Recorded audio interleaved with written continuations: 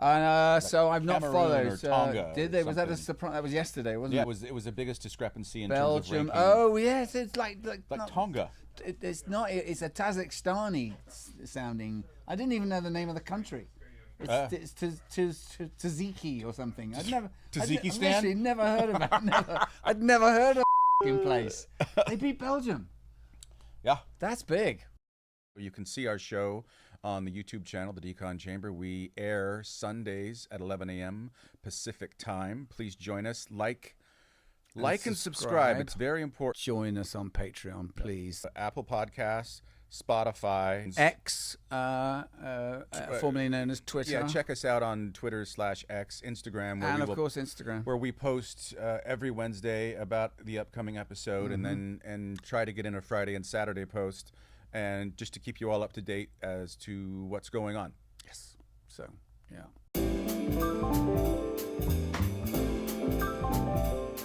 The show has begun. Set your phasers to fun. You're guaranteed for a trip. Trip, trip, trip. Step into the Decon with Connor and Dom. It's the Decon Chamber. Ladies and gentlemen, boys and girls, Trekkies and Trekkers, welcome back to another episode of the Decon Chamber. I'm your host, Dominic Keating. Flying solo this week, I'm afraid. Connor Trinneer has been injured in a rather nasty pickleball accident. Those balls are harder than they look, apparently. He's expected to make a full recovery. Our guest this week, or my guest this week, is a wonderful, wonderful chap I met recently on the Star Trek cruise. And by way of introduction, I hope he gets a kick out of this. He'll remember he grew up watching reruns of me in a show called Desmond's in England. So we go like this. Lem dibby dibby thespian boys for back way now. And go and listen up the number one new Idris in him area. Because this boy going to be running things for years and years. Welcome to the Decon Chamber, Mr. David Ajala. Oh, my guy. My guy. Dom, so good to see you, man. Good to see you, mate. Love that, man. Love that. And honestly, you get, well, to my family barbecue, anywho. Bless you, mate. Get the pack. So listen, I mean, it's taken a little bit to get you here because God knows you are, enviably very much a working actor. The last time we were in touch, you said you were in Mexico doing a limited series. And then now you mentioned the Canaries before we came on now. Well, That's right. Yeah. Can you talk about any of this? It's a really cool. So it's a really cool series. Really fun murder mystery project. I read the scripts, thought it had like huge potential, and they gave me the invitation to adventure. In Mexico, yeah? This is the Mexico one, yeah.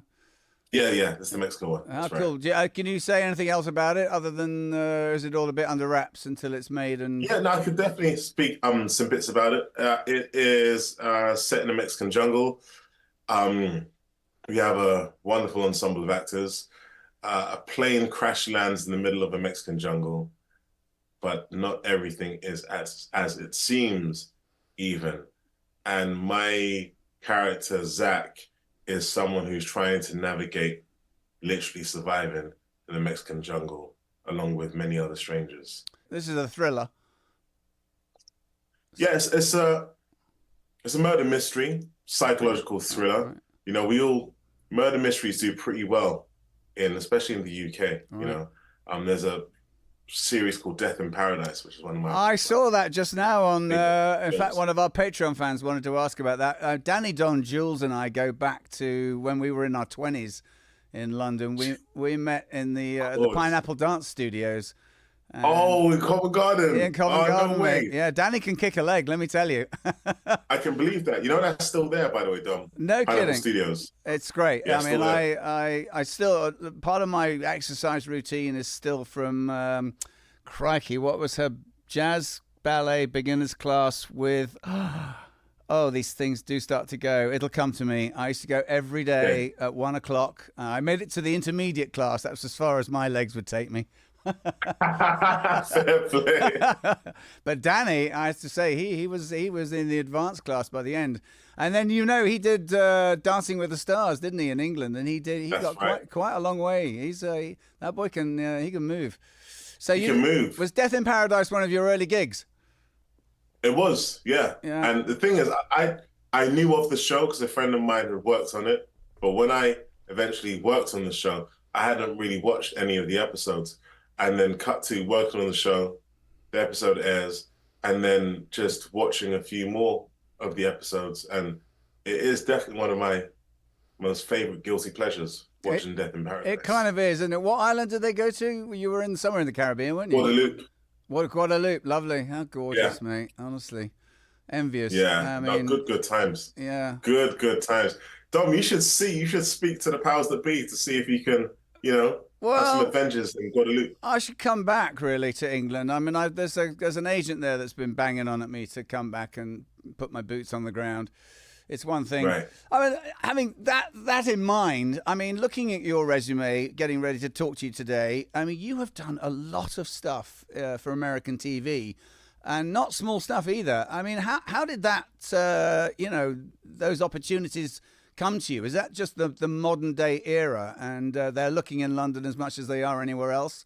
And if your tape's, combative and good, yeah, then you just for sure. Yeah, because I mean, you did Supergirl for a couple of years, and Night Flyers I saw, and you're not a virgin to the American telly, and then Discovery. I get about, Dom.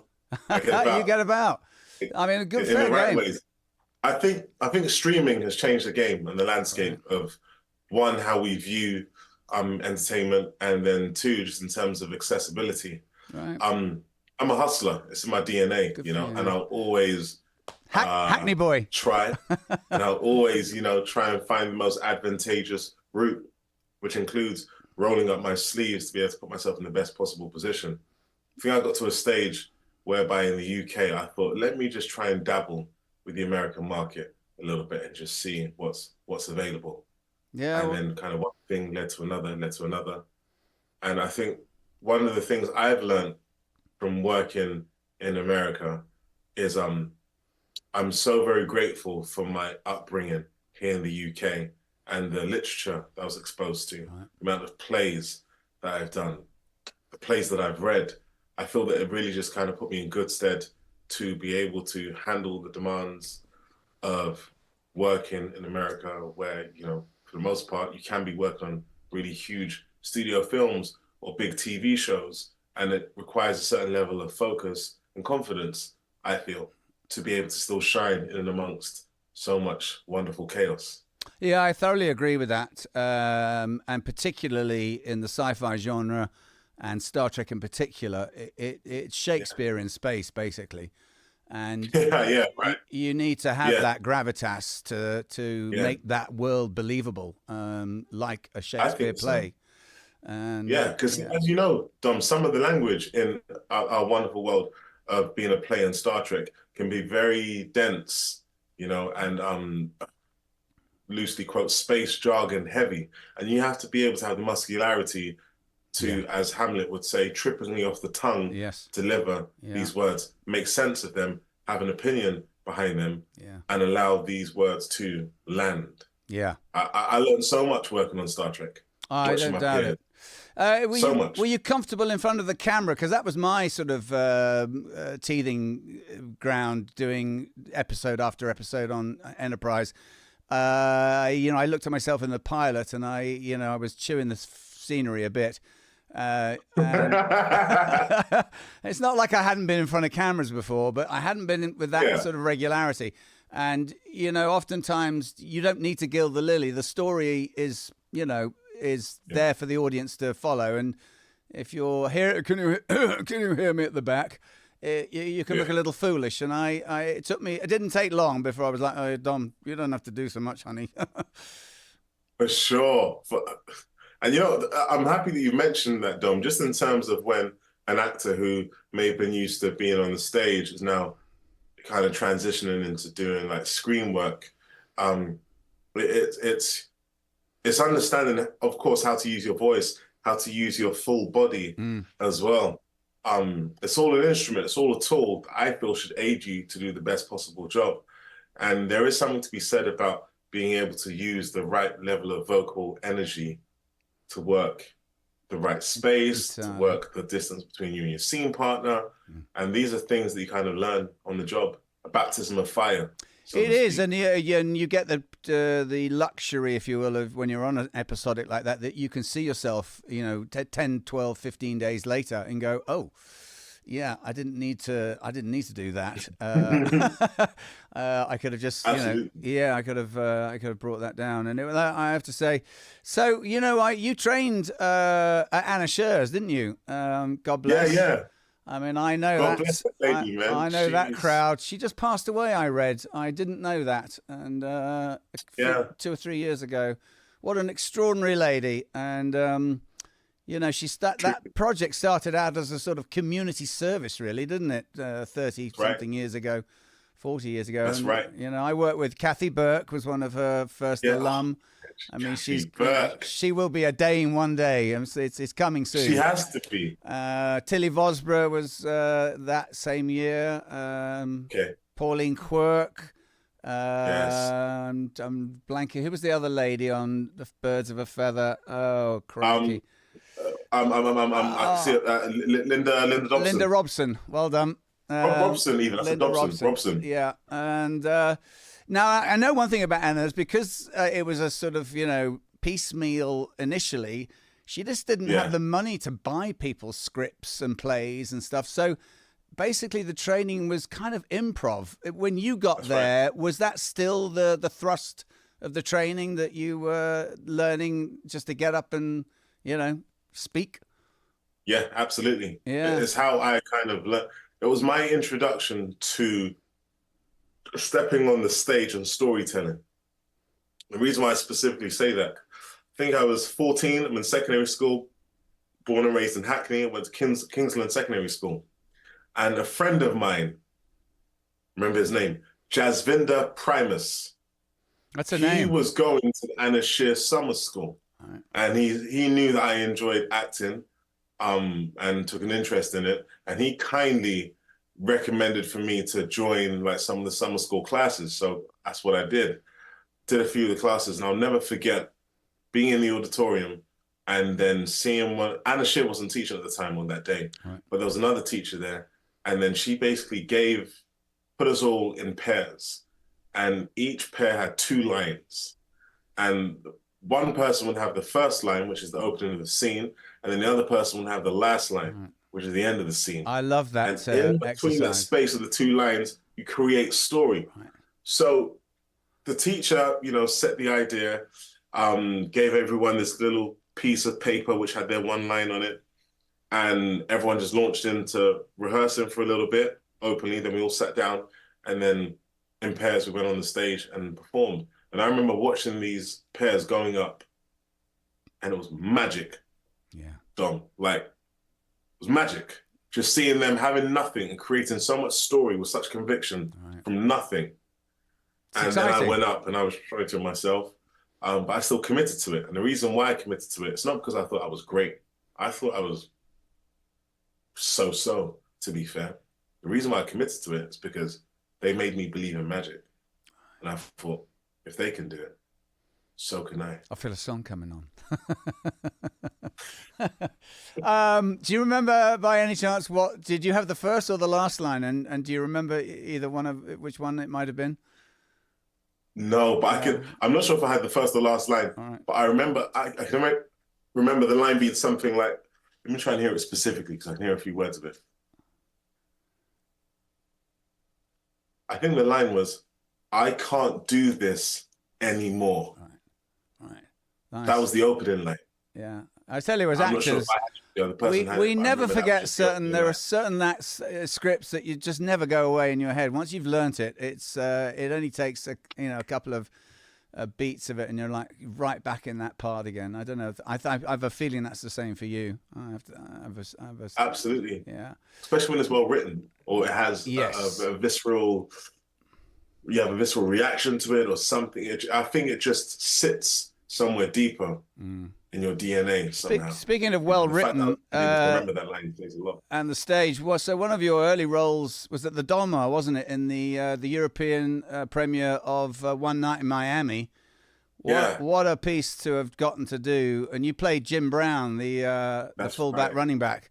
That was at the Donmar, I think I'm right in saying? Yeah. On my warehouse. Yeah, that's right. That was the first time back on stage in like 4 years. Wow. So How was that? God, that's always to go back on stage after that sort of period of time away.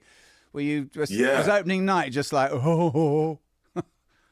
A little. I don't think it ever goes away, No. in all honesty, even if you are a seasoned theatre actor who appears on the stage 2 to 3 times a year, I don't think it ever goes away. It shouldn't. I think if it does, you need to, look at that. I think you need those flutters. As long as it's some actors I've worked with, they throw up the night, in the back in the loo before they go on. I've worked with those, and that's. I can believe that. I God bless, I was never that bad, but yeah, you need those first night nerves or any night nerves. I think so. Yeah. It's good energy to be able to use. It's energy can never be destroyed, but it can be transferred.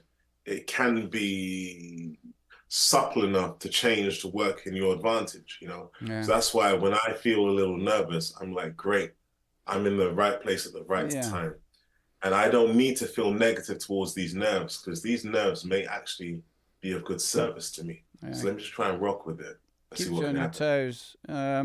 So tell me, how did the discovery, how did Cleveland Booker come your way? Was that just an audition? And it was mad. Was it? It was mad, Dom. I can talk about it more freely now as I've completed the gig. But while shooting it, it was just it always felt a bit tricky talking about the details of how it came about.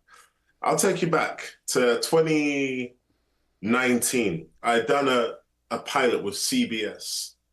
And in this pilot, I was playing this cocky kind of suave doctor, which was fun. It always humors me when I play a character that is fiercely intelligent, because I didn't do particularly well in secondary school. But I'm a hustler, so I can make it happen. You certainly act bright. Let me tell you, pal. You certainly act bright.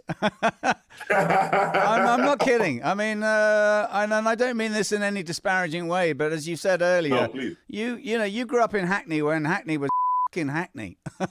Thank you very much. You know exactly what I'm talking about. I do, and you must have great parents and that Nigerian stock and the work ethic and the idea that one should be educated and be intelligent. I can see that probably comes from a parenting that many didn't get. But anyway, go on with your story, because absolutely. Yeah, and I think there's something to be said about, as you mentioned, that Nigerian heritage and culture, parents flying over from Nigeria to the UK to just create a better foundation for their children to, one, have great exposure to education, really good education, and to have a desire to want to achieve.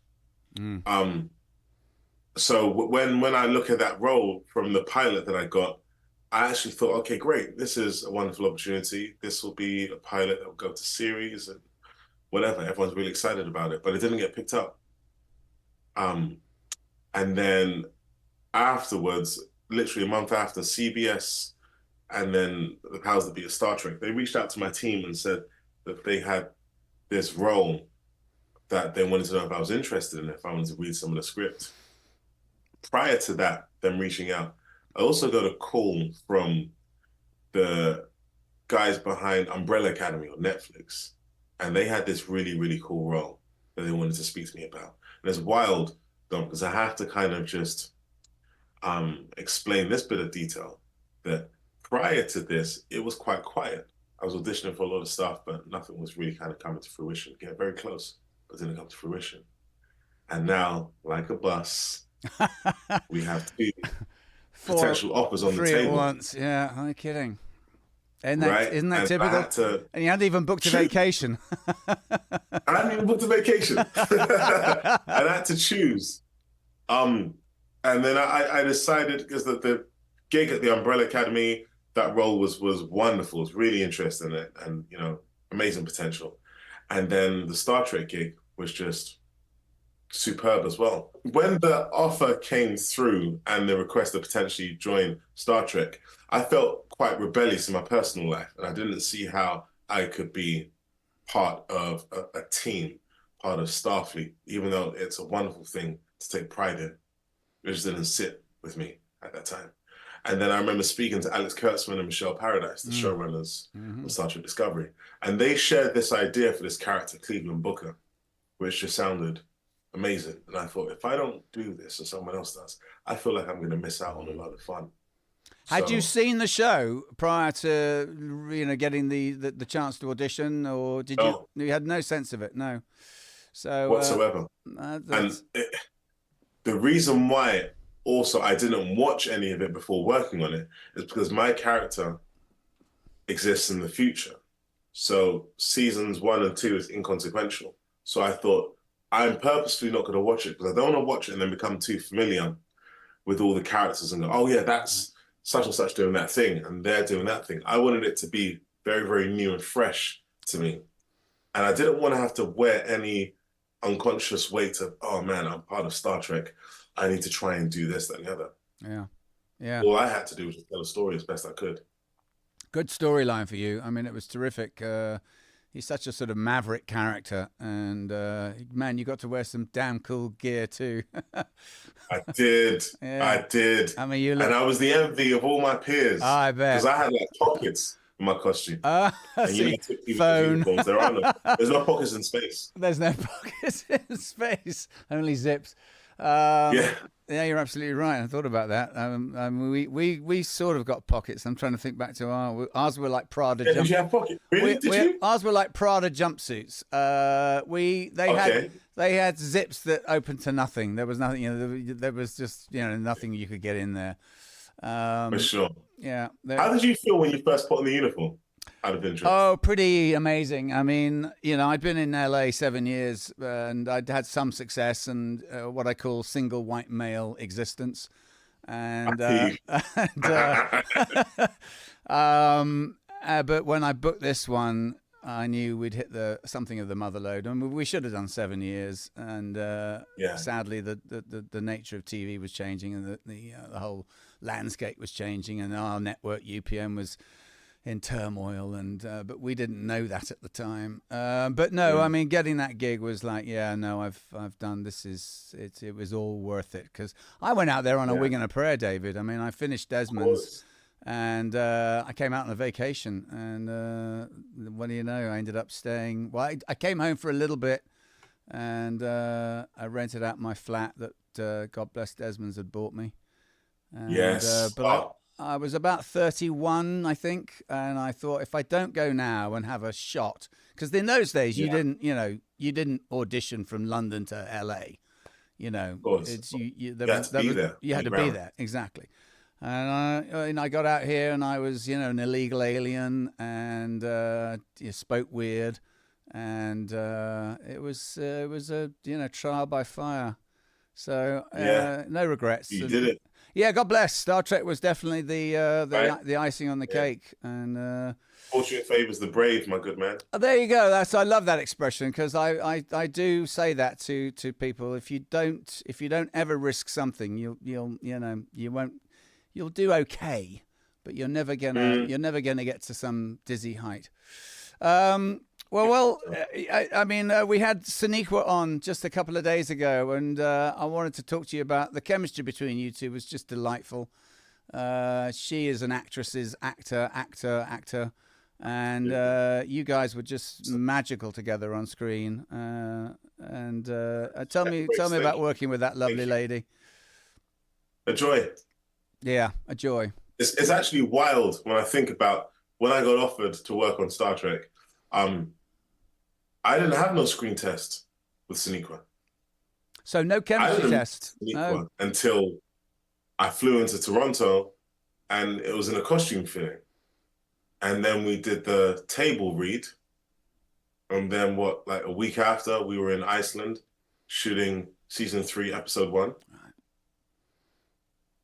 I was not aware that No, that you'd gone to Iceland. That took me by surprise. She brought that up the other day, and I was like, God, I didn't see that. See, I mean, this show, they spent some money, didn't they? I mean, the production value was amazing. The sets, they really did. your ship They was really amazing. Yes, Yeah, quite phenomenal. truly. How A was? joy to work with. I bet. Like, really, really. Was there much of the set that you had to really imagine, or was a lot of it sort of, you know, practical and useful on set that you could be actually touching stuff that you knew was going to be moving, or how? Because that's always for an actor, I find, you know, when you're working with imaginary stuff, you've got to figure out, okay, well, how detailed am I going to be about what does what? How disciplined were you? How disciplined do they ask you to be in the manipulation of the ship and its operating systems? I love how you asked this question, because it doesn't get asked often enough, because I think people underestimate how much goes into it.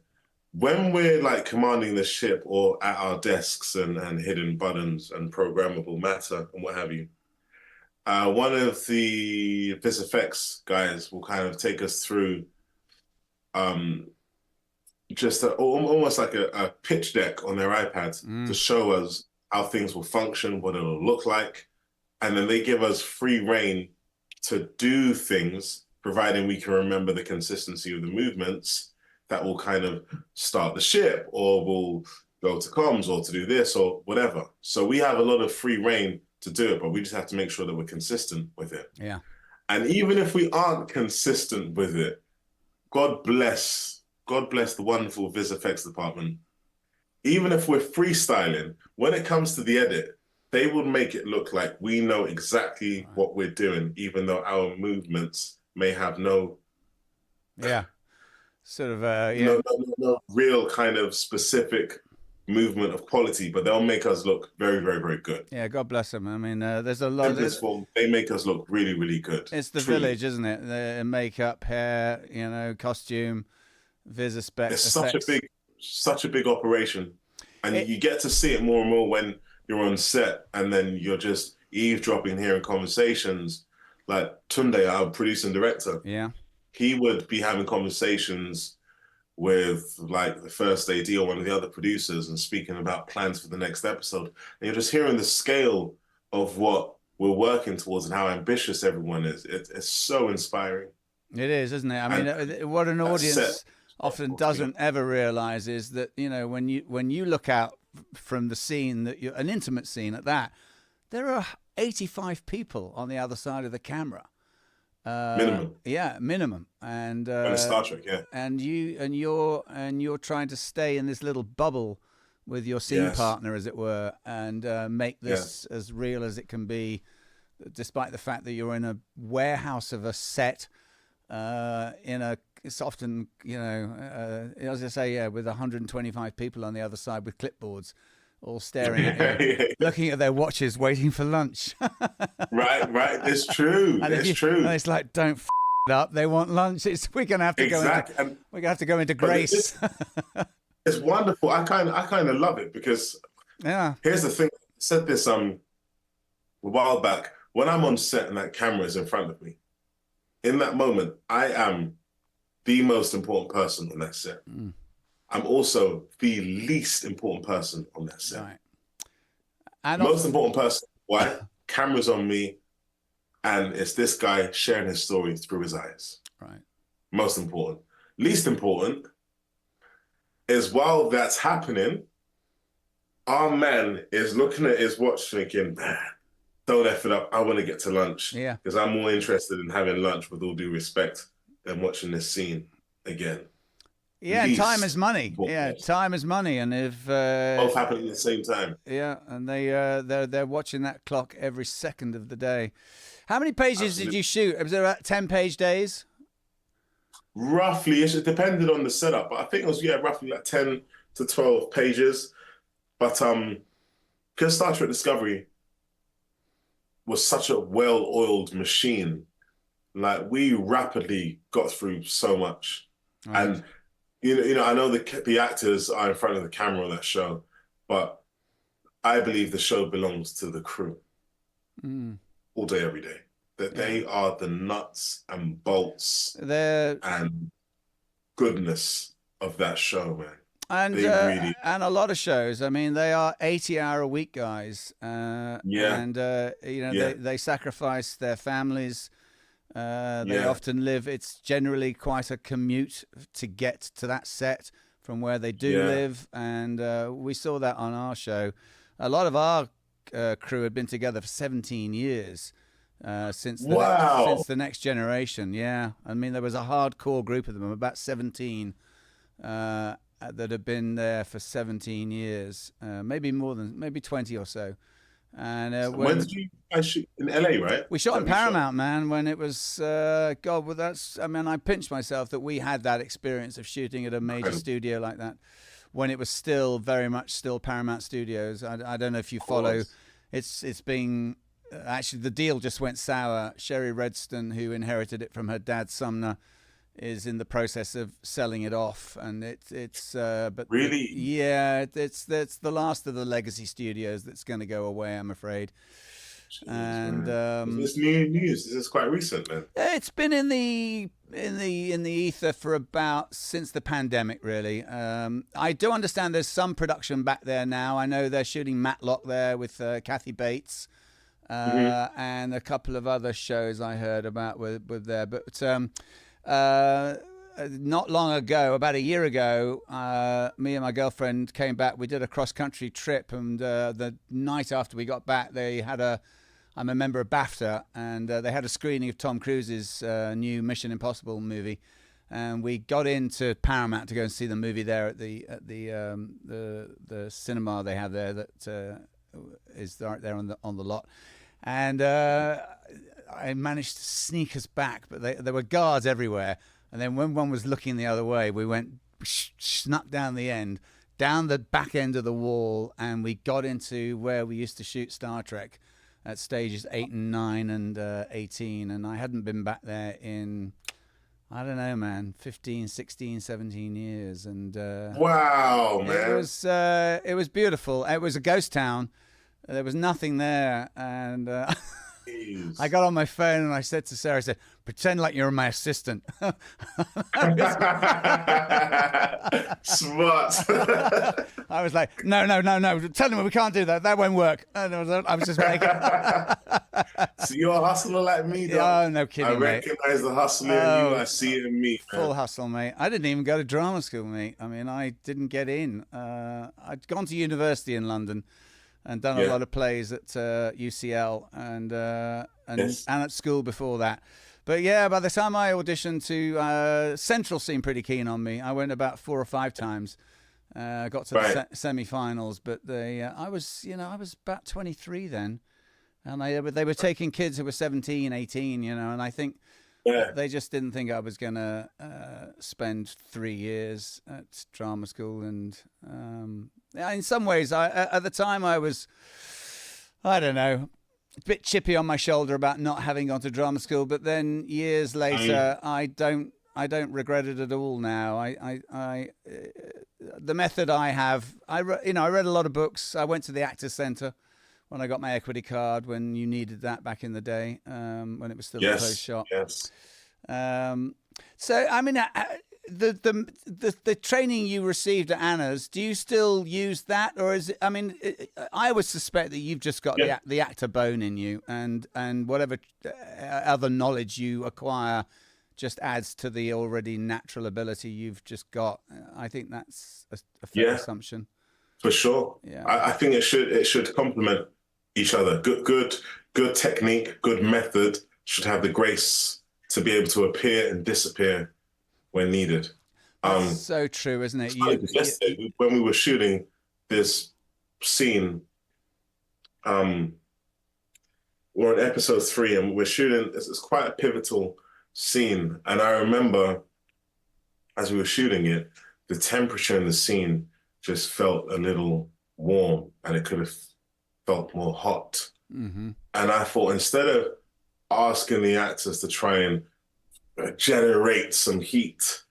I thought I have the opening lines of this scene, so I'm gonna improv when I hear action, and I'll just improvise, and I'll just warm and increase the temperature in the scene, and then once the temperature is ready, I'll start the scene with the scripted lines. And I remember thinking, it was so weird because I got into my head quite a bit yesterday doing it and thinking, oh, shall I do it? Shall I not? Oh, I know we're tight for time, but what? But I thought, F it. I went back to one of my favorite poems, Erin Hansen, which is, what if you fall? Oh, but my darling, what if you fly? Right. And there was just something, going back to Fortune Favors the Brave, there was just something about in that moment that I literally went back to the simplicity of improvisation to start the scene and used it. And it helped. And it did help to change the temperature of the scene. I saw an interview. You use whatever method works in that moment. I saw an interview you gave with, I think, Will Wheaton. And you said that often as not, you'd start scenes with Sonequa just improving. And then when they said action, you'd get into the scripted scene. And I thought, that was because our show was not like that. Why? They were. What they wrote is, if you got one comma wrong, the script lady would come up. Jan would be up on you and say, "No, you said and instead of." I was like, "Okay." Yeah, I understand. They were quite precious about what they'd written. It was a good gymnasium, and I now can learn whatever's on the page wrote. But I love the idea that you got to improv and then start the scene. There's a couple of questions that I'm going to throw in from our Patreon members. I know. I'm in trouble. Frazia Faz. Let me get my other glasses on, darling. Hang on a sec. So you fancy Fazia Rizvi. Now I know you come from the Yoruba tribe, the family as Yoruban. She wanted to know whether that heritage influenced or informed you as in your Quasianness in any way, and I thought that was quite an interesting question. Have you ever used that to flesh him out? Question. Yeah. Did I consciously or unconsciously think about my Yoruba culture when embracing Quasian? Do you know what? Here's what I can say.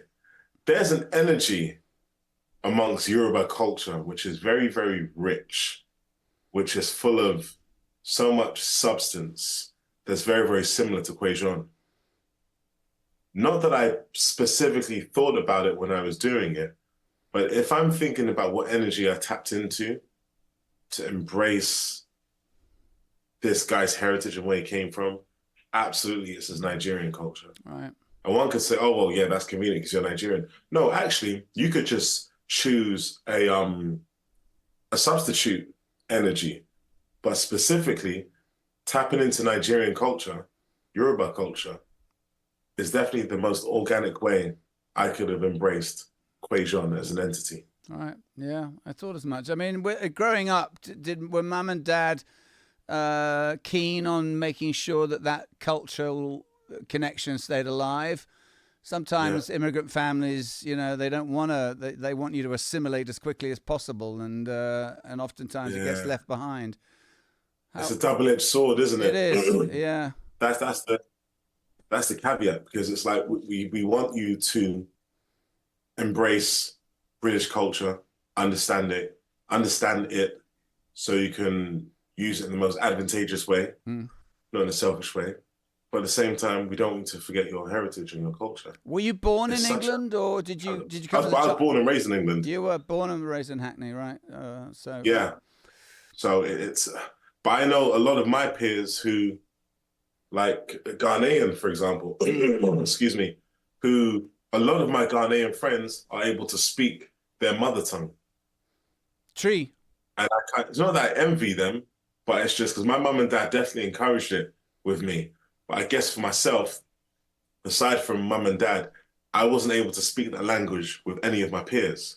So it just didn't feel like it had a greater use. But now when I look back, not even now at my age, I could have said this like even 10 years ago. I see how precious and wonderful it is to be able to speak your mother tongue. Yeah. Because when I do speak with my mum and dad in Yoruba, there's just a different energy to it. That's so special. West Africa. English isn't their first language. So of course, they're super fluent, but English isn't their first language. It's really not still, right? Yeah. Have you been back to Nigeria? I mean, to visit their grandparents? And it's been a while. The last time I was there was 2014. And I was going to fly back in 2020. Pandemic happened, so that wasn't possible. But I'm hoping later this year to do a trip back to Nigeria. Have you taken your kids? Exciting. Yeah, absolutely. Absolutely. How great. Yeah. It's whereabouts did the family come from back there? Was it in the Lagos area? Or? Yeah, it's not too far from Lagos. Yeah, right. Dom. It's like an hour and a half away. Right. Ibadan. All right. Agbowo. See, I'm giving you the pronunciations and the seasonings. Yeah. So those listeners who are listening in, who are familiar with Yoruba culture, or who may indeed be from Nigeria and part of the Yoruba culture, that's for you. Ibadan. Agbowo. Nice, baby. Because I spent some time in West Africa through... Oh, yeah. Was it Ghana? I was in Ghana, yeah. I spent 4 months there, man. It was just the time of my life. I went over with one of the castmates from Desmond's, who'd... Giabo Asante, who'd bought some land and built a house back there with the Desmond's money. And it was an amazing time. And West Africa, I mean, I'll never forget it. Not least the malaria. And I got it. That is real, man. You gotta. Oh, I got it good. Woo! I was up literally in the north of the country, and I suddenly was like, every morning we were in this game reserve, and it was a German guy that travelled there every year, and he recognised the symptoms straight away, and he said, "You need to get to a field hospital soon, lad." And he drove me 6.5 hours over the worst dirt track road in the world to get to this field hospital. Yeah, God bless him. And then I was administered the 1.5 foot long needle injections in the bum twice a day for 3 or 4 days. I mean, it was intense. And then he came back to get me, God bless him. And I was all better. The Coloquin had worked, but I just remember being in this really weird otherworldliness, and every now and again a big black guy would come in with a needle and stick it in.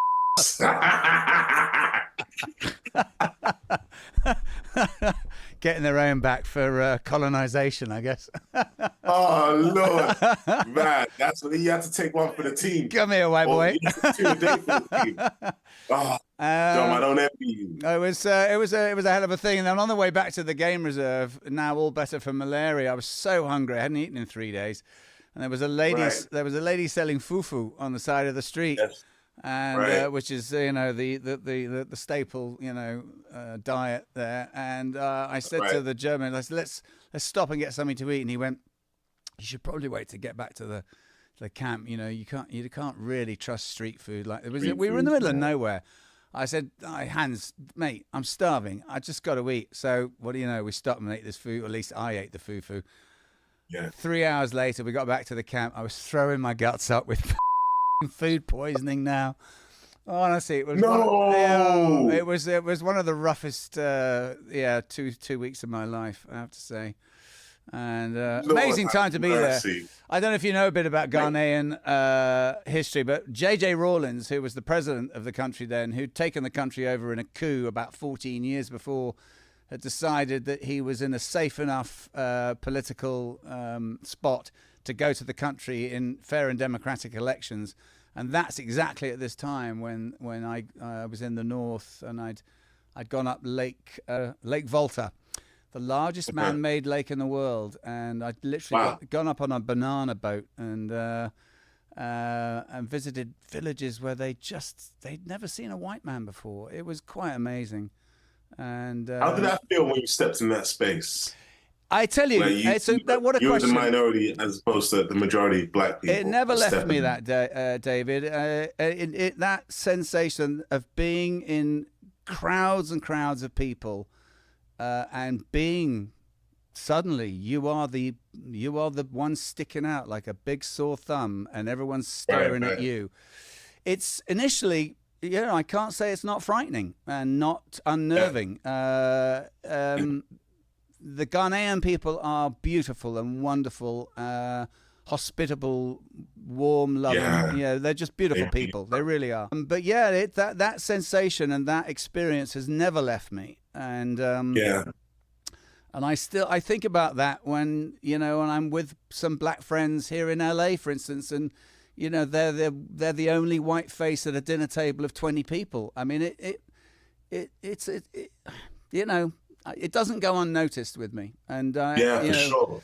There's one thing that our show that we're connected with, promotes is that inclusivity and diversity and acceptance. And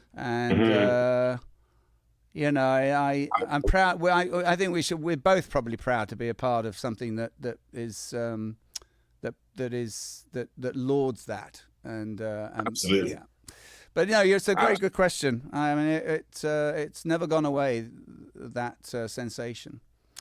And it's a real interesting experience to have, because then I just believe it gives you a wonderful, deeper level of insight. Yeah. Because then you just look at things differently. Once you get over your own inner sensational fear of being the odd one out. And of course, that's very natural. And the otherness that you are now experiencing, and as I think it's, as a British person with all our history, you carry the weight of that wrongdoing. When you visit, I spent a long time in India, and it's you see these monuments to that British colonization, and it's and I grew up in an era where it was still being promoted, accepted. Right, I was born in 1961, and so when I went to India, saw the gates, the Victorian gates in Mumbai, which we then call Bombay. I know I was carrying a different thought pattern in my head than when I went to Ghana 10, 15 years later, and realizing, nothing was more sobering than going along to the old capital along the coastline, and I went into the bowels of that place, and there's a place, it's called the Gates of No Return, and this is the holding area where they would keep the slaves before shipping them out to the boats, and it's some heavy man standing in those in those cold, dank, dungeon rooms, and this conversation got heavy, man, but it's I hear you. Yeah, but I tell you what as well, because it's interesting with as a white guy looking at the world, the history that collectively we can be proud of, history that collectively we should understand how it's very sobering. I've kind of made the conscious decision to always, when I'm navigating this space and this world, it's whoever I meet, I always try and see, if we're all God's creatures, I always try and see the God in that person, speak to the God in that person. And I consciously make the effort to always go, I'm meeting you now. I may meet you and be in your presence for only 10 minutes and never see you again, maybe longer. But whatever this interaction is, I vow to contribute towards your joy and to never contribute towards your oppression. That's a very, very simple kind of thing that I live by. That's beautiful, day after day. And there's a lady that met you on the ship just now that we were all on. Oh, that was such a good time, man. It was, wasn't it? No, I was thinking about it the other day. I had such a good time. Mate. Janet K. Harlow, her name is, and she wanted me to say that she doesn't really have a question for you, but she met you just now on the ship, and said you were just the most wonderful, embracing, graceful men that she'd met, and one of the nicest celebs that you could possibly meet. And I have to say, having met you for the first time on that ship, I can only concur. And you really are.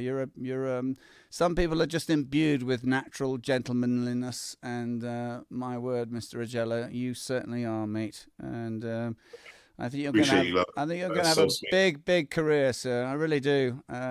We all have to God's ear. That's beautiful, man. Yeah. Thank you, sir. Now I know this is some silly stuff, and I know you've talked about the silly stuff, man. Well, let's go some silly stuff. The cats.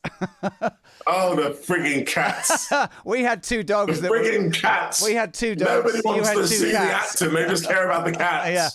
Tell me, so they were both girls, and Liu was the boys. Both boys. They were both boys. Oh, in real life, they were both boys. Yeah. Was Grudge a boy or a girl in the show? That's the thing. What calls her a queen? Right. So the assumption calls her a queen and just treats her like a queen, like a lady. Right. So if we're talking about Book's natural instinct, how it's played out, let's just say, for argument's sake, Grudge is a lady. There's a lady on the show, but 2 boys in real life. Exactly, brothers in real life. Well, isn't that funny? Because we had a dog on our show. The captain had a dog, Porthos, a beagle. Porthos. 13-inch beagle, and they were both girls, but they played one boy. And they got a bigger trailer than me. yeah, same here. Especially Grudge after her first season. Oh man, she changed, man. She changed. Just became a manservant. That's hilarious. Every year I used to joke, every season we come back, and when the dogs were on, they'd come strutting past, and they'd look up at me, and as if to say, "Ooh, they had you back again." Yeah, they had you. I think that was coming. You made the cut again, I see. Oh yeah, it. That's fun. So you said animals, though. So much fun.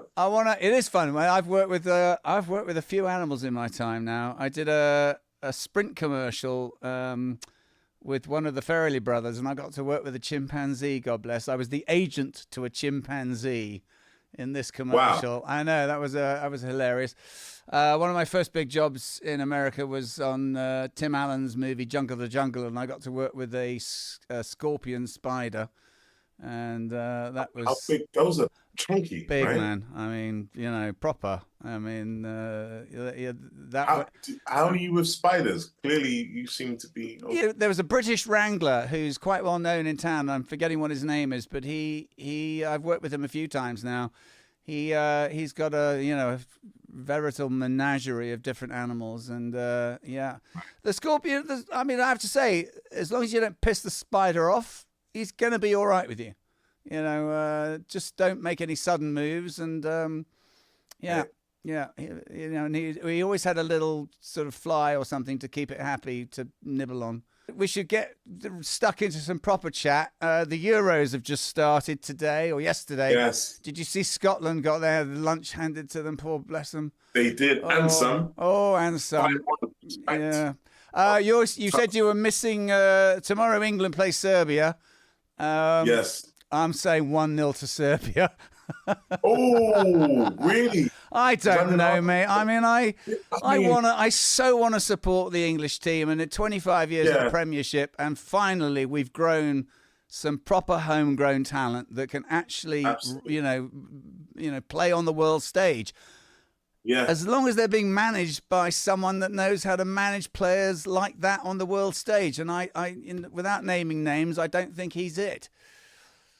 Yeah, I mean, I think also to add to your point, I think he whose name we shall not mention, is very aware that if he doesn't walk away with silverware this campaign, he's got to be gone. He's gone. He's got to be gone. He really has. Because we look at the talent available to him, and I do question his decisions with the squad. Yeah.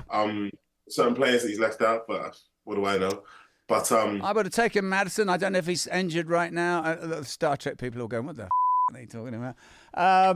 What I really wanted to say was, I know you said you were missing tomorrow's game, England-Serbia, because you're flying off to do a job. So what's this new job? Oh, no, it's the same gig. You're going actually. back. Yeah. Canary? Gig, Do you say Canary Islands? Yeah, that's right. Yeah. Right. Nice. So Exactly. this is, and you were in Mexico for it, and now you're in the Canary Islands. Yeah. Oh no, it's all in the Canary Islands. But set in Mexico.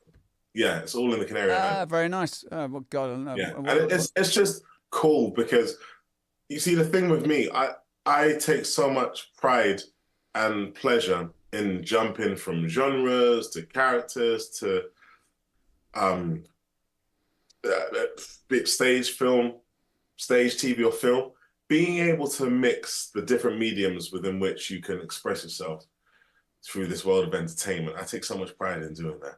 Yeah. And it's always important for me to jump from being like a character like Cleveland Booker to this other thing which I've done when playing a therapist to this guy here who is such and such, but I don't want to give it away. I really enjoy just flipping it and just keeping people on their toes. Do you go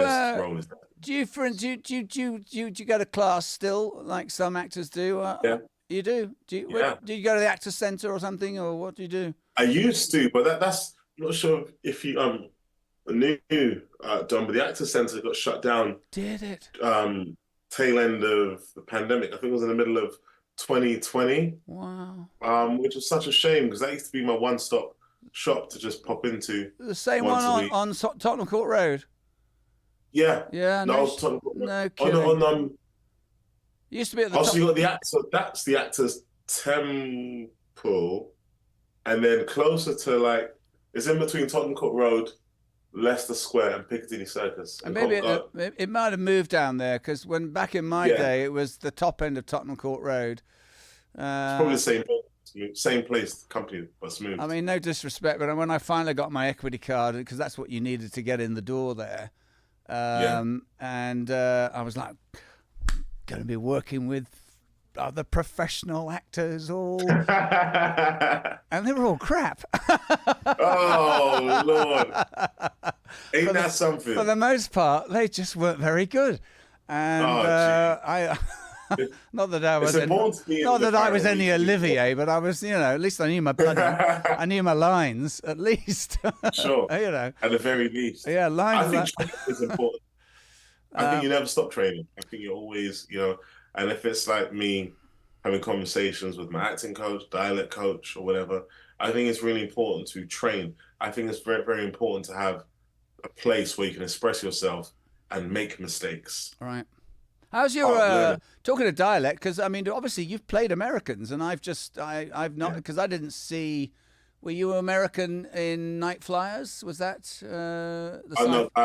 British? British in that. But the pilot with CBS, American. Yeah, good. ABC TV series. I've noticed that with your generation of actors, that you guys have, you've mastered the Americanization of the voice a lot better than our generation did. Right. What do you think that's down to? Like exposure, or? I think maybe, yeah. I think you guys. I think a lot of you guys grew up watching, Nickelodeon and the Disney Channel, frankly. Yeah. And maybe just the confidence that this isn't an insurmountable thing to. Because you need that, don't you? The difference between American and British is so subtle. It really is. It feels like it's worlds apart, but it really isn't. The accent. And the accent. The culture is quite different. And that's half the battle, I think, is just believing that you're an American that went to high school, and now you're playing American Dominic and not English Dominic. And I love how you phrase that. Yeah, because that's where you start. You want to start with American Dominic. Yeah, you want to start with American David. Yeah, and once you got that, then you can kind of like build on top of that. And then repetition. I think you're probably of the same school as me. There's nothing that beats just the work of it, and repeating until it's I always liken it to learning how to do, I don't know, something like the tango, and it looks effortless by the time those two people take to the floor. But the hours of work that have gone in to see it glide so effortlessly. Lovely word. That is absolutely. Yeah. I believe the repetition is to my freedom on set comes from my preparation.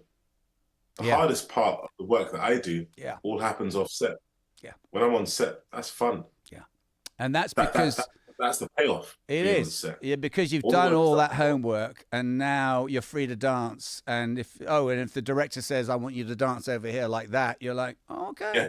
I'm going to change the tune. I can go from jazz to classic. So good to go. I love that. Yeah. Yeah. So you start, how long are you going away to the Canaries for? So shooting until end of July. Then I have a little break. And then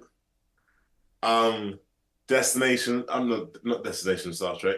Vegas. Are you coming to Vegas? Show in Vegas, Dom. Oh, well, you are officially invited. I saw yesterday because it was sent to me. My team sent it to me to have a little look to just confirm that I'm a guest there.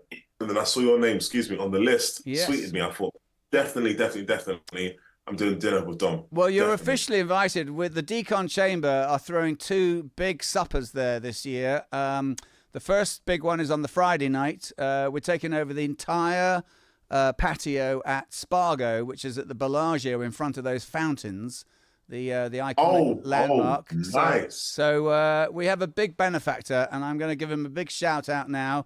Dave Tabb, our executive producer. He is just the most generous, giving, lovely man in all the world, and a huge Star Trek fan to boot.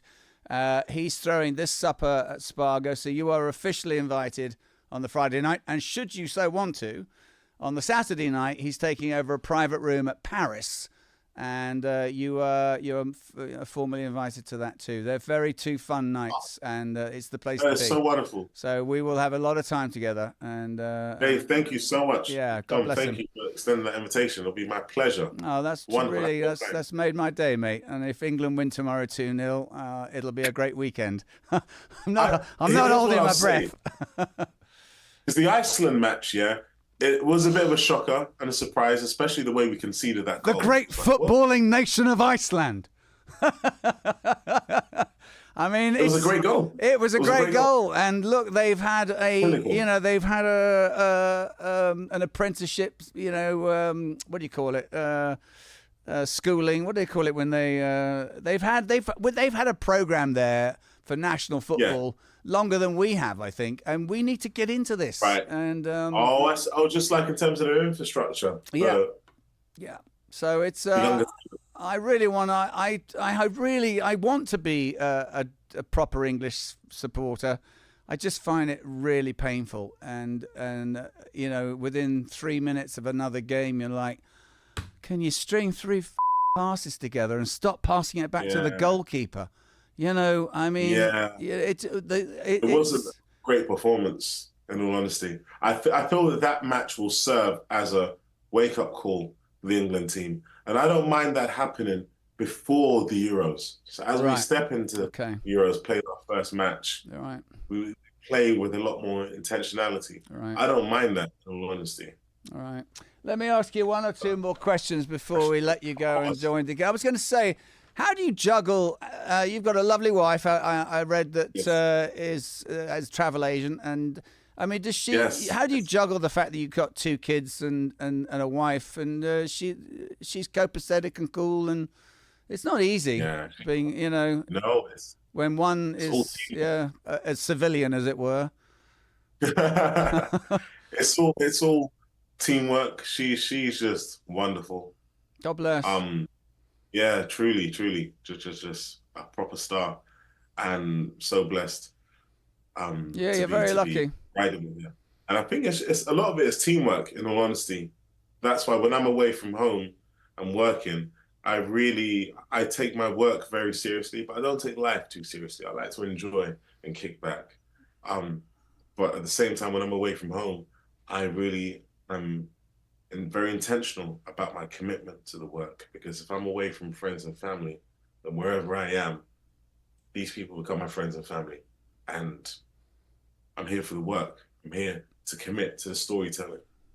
So in a healthy way, it makes me play hard when I'm working, and then when I'm back home, I really embrace and appreciate family time even more. Nice. But it's all teamwork. Whereabouts in London do you guys live? So we two kind of live between Islington and then Essex. All right. Nice. So I'm a London city boy, you know, we have a house in Islington, but then it's also nice to just kind of be on the outskirts and just have like greenery, and like my neighbors over there were really, really sweet. Their house backs up onto a field and you see the horses. Oh, lovely. That's nice for the kids. Space. So tell me, is the old Red Lion still the theatre pub still there in Islington? That's still there on Upper Street. Yeah, that's still there. I did a lot of my. I didn't actually work at the Red Lion, but I did one of my first plays with a North London actor called Lee Whitlock, and he took me up to the Red Lion. And I met. God bless. I mean, I saw that you did those films, Kid Afternoon. Kid Altered. Adulthood. And I noticed now it's got all the kids of all the guys I used to work with. So Ray Winston's kid, Jamie Winston, she's in that. Yeah. Rafe Spall's, Tim Spall's son. I did one of my first big plays with Tim up at Edinburgh. And it's to see you now working with the kids of these guys that I started coming up. It's wild, isn't it? It is wild. Isn't it? It truly is. Different generations. I think about just watching Desmond's, Dom, and just how groundbreaking Desmond's was. And I remember what was so cool about your character was just the way he's in and amongst Afro-Caribbean culture, and then also second generation Afro-Caribbean culture, but he just exists. Yeah, and everyone kind of complements each other's energy, and he was just in there, and it was just really cool, because I've got friends like Tony who are back around to the house, and they'll crack on with the way they have the food and the this and the way they just understand the culture. Right. And it's not something that's expectant of someone who isn't in the culture. That's not what I'm saying, but it's just, there was just a familiarity. Yeah.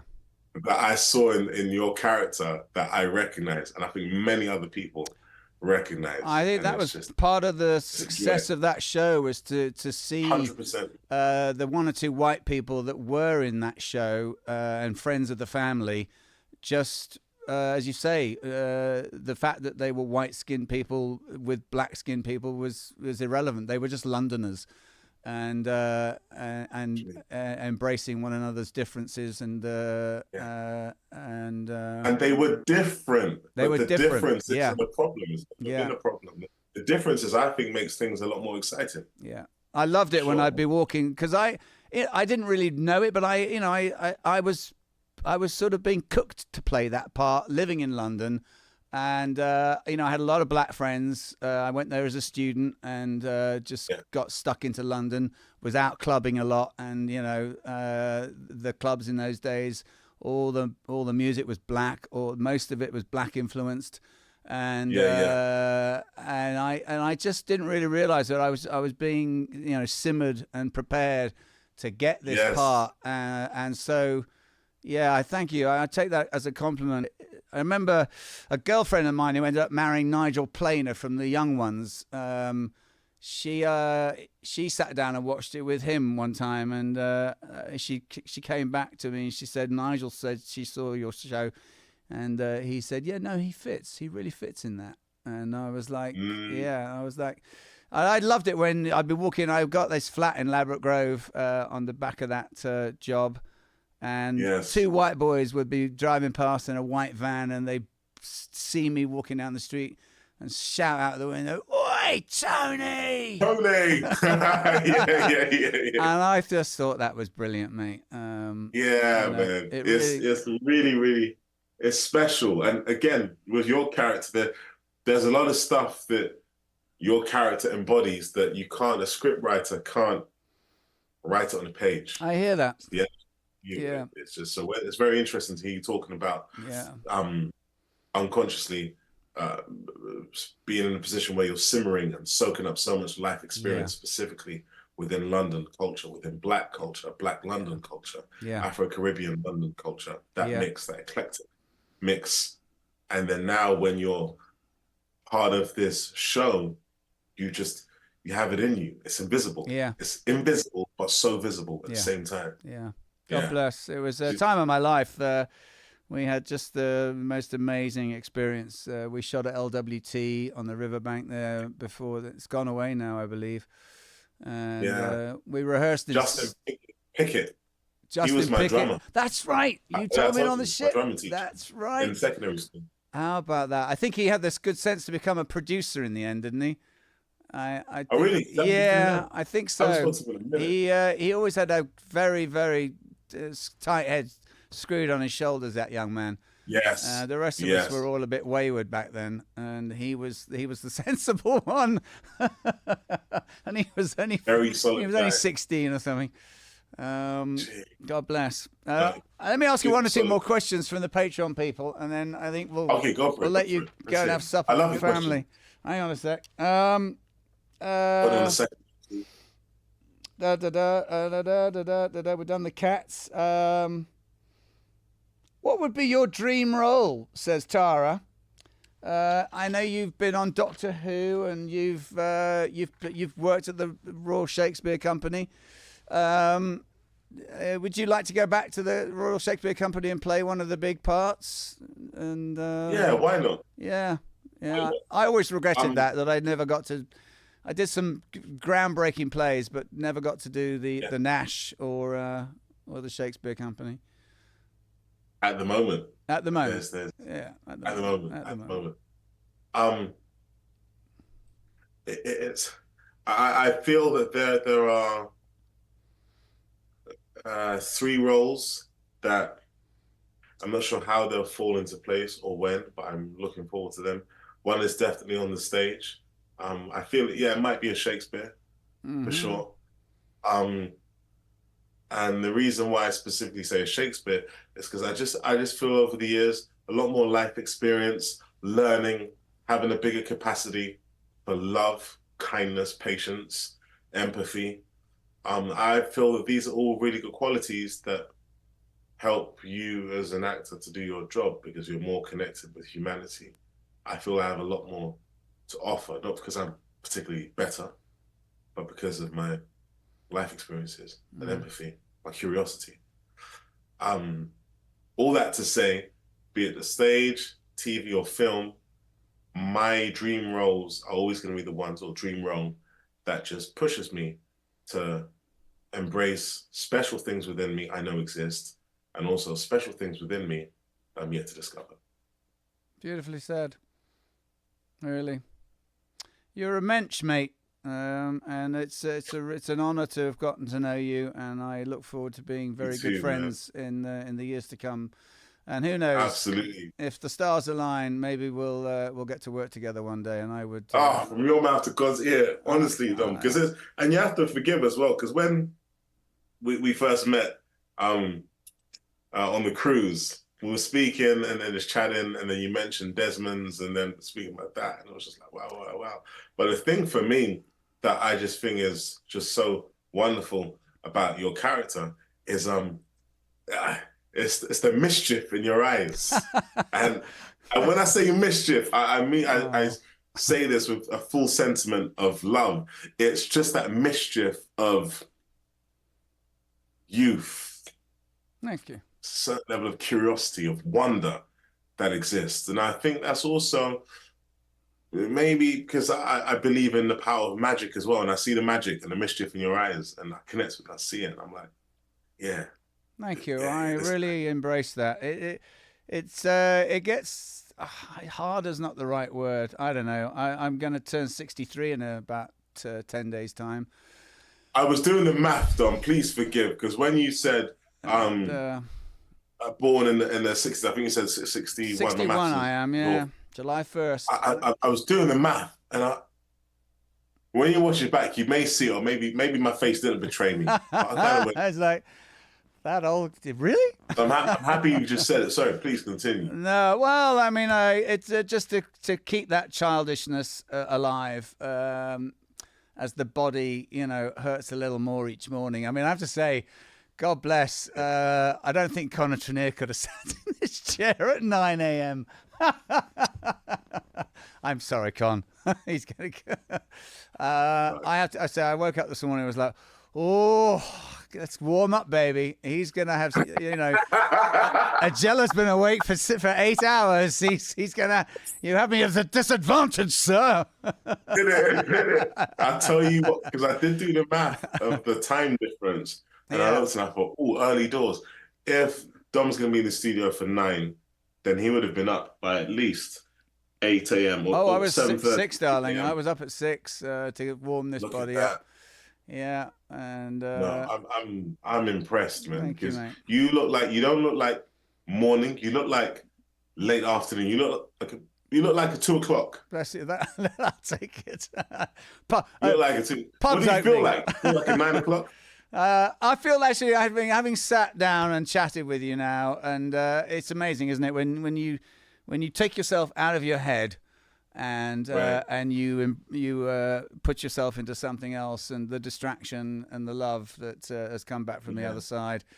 I feel pretty good, mate. This was a really enjoyable conversation, and I wish you every success, David. I think you're going to go a long way, pal. I think the new Idris in the area, and Why not? no disrespect to him, and No, of course not. we're gonna have Look, to we're gonna have to subtitle that introduction, by the way, just for the non-speakers, and oh, that's going to be wonderful. Yeah. Oh, you absolutely have to do that. yeah, and Not interfering. I just hope no And one's I'm offended. labeling this part 1, Dom. This is part 1 of our conversations. Very cool. I look forward to that. But part 2, yeah, will be. It'll be interesting when we get to the part 2 of this end of this year, next year. But Yeah, you must come back, and we'll see you in Vegas, and come to these suppers. Yes. You'll have a really cracking good time, and it'll be a really rollicking good time to sit down and have a chat with you and a glass of something. So, I'm looking forward to all right, listen, go England, and come on, England. come on, England, and for Christ's sake, play Phil Foden, would you? Oh, absolutely. Cracking I mean, player. yeah. All right, love you, mate, and Love you too, sir. We'll talk soon. See you soon. Nanu. You can see our show on the YouTube channel, the Decon Chamber. We air Sundays at 11 a.m. Pacific time. Please join us. Like and subscribe. It's very important. And if you love what we're doing here, please, you have to play your part and join in. Join us on Patreon, please. Apple Podcasts, Spotify, X, formerly known as Twitter. Yeah, check us out on Twitter/X, Instagram, and of course Instagram, where we post every Wednesday about the upcoming episode. Wherever else you get your podcasts. Yep.